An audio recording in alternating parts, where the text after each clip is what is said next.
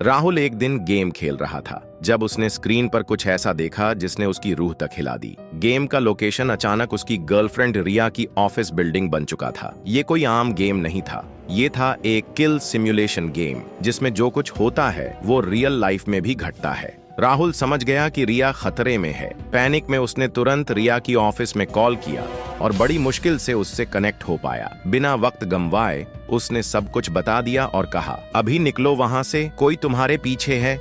रिया घबराई लेकिन टैक्सी पकड़ ली और निकल पड़ी। उधर राहुल को एक और डर सताने लगा, कहीं टैक्सी ड्राइवर ही तो गेम वाला मिस्ट्री मैन नहीं। डर सही निकला। जब राहुल ने गौर से देखा तो जाना कि वही आदमी टैक्सी ड्राइवर बनकर रिया को ले गया है। ट्रैफिक सिग्नल पर जैसे ही गाड़ी रुकी, रिया ने दरवाजा खोला और भाग निकली। पीछा शुरू हो गया लेकिन रिया किसी तरह बचकर घर लौट आई। लेकिन चैन की सांस भी नहीं ले पाई थी कि दरवाजे पर फायर डिपार्टमेंट होने का दावा करने वाले कुछ लोग आ गए।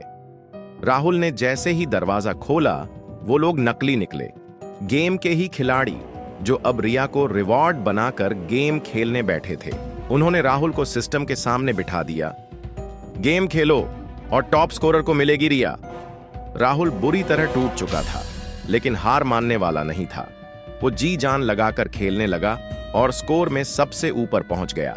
तभी अचानक उसका गेम लॉक हो गया जबकि बाकियों का चालू था। स्क्रीन पर एक नई शर्त आई, बताओ एक ऐसा सच जिससे रिया का दिल टूट जाए। राहुल के चेहरे से खून उतर गया पर मजबूरी में उसने कह दिया, रिया मैं बेरोजगार था, मैंने तुम्हारे पानी में धीरे धीरे मेडिसिन मिलाई थी ताकि तुम प्रेग्नेंट ना हो सको, पर उसका मिसकैरेज हो गया। रिया का दिल टूट गया। फिर भी गेम की अगली शर्त आई, ताला तभी खुलेगा जब रिया तुम्हें माफ कर दे। आंखों में आंसू और दिल में तूफान लिए रिया ने आखिरकार माफ कर दिया क्योंकि जान बचानी थी। गेम अनलॉक हुआ और राहुल फिर से खेलने लगा, मगर तब तक बहुत देर हो चुकी थी। राहुल सेकंड पोजीशन पर फिनिश हुआ। बाकी खिलाड़ी अब रिया की तरफ बढ़े। राहुल ने बचाने की कोशिश की लेकिन उसे पीट दिया गया। तभी गेम का मिस्ट्री मैन प्रकट हुआ, एक सफेद बालों वाला बुजुर्ग जिसे राहुल पहचानता ही नहीं था। फिर उसने कहा, पीछे देखो। राहुल ने पलट कर देखा, उसके मरे हुए दोस्त और परिवार के लोग सामने खड़े थे। वो सब बोले, हम सब जानते थे तुमने क्या किया, तुम्हें सुधारने के लिए हमने मिलकर ये प्लान बनाया।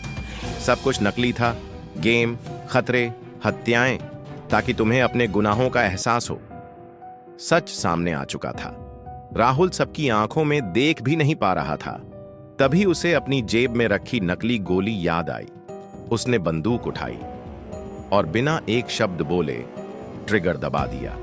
एक जोरदार आवाज के साथ स्क्रीन ब्लैक हो गया।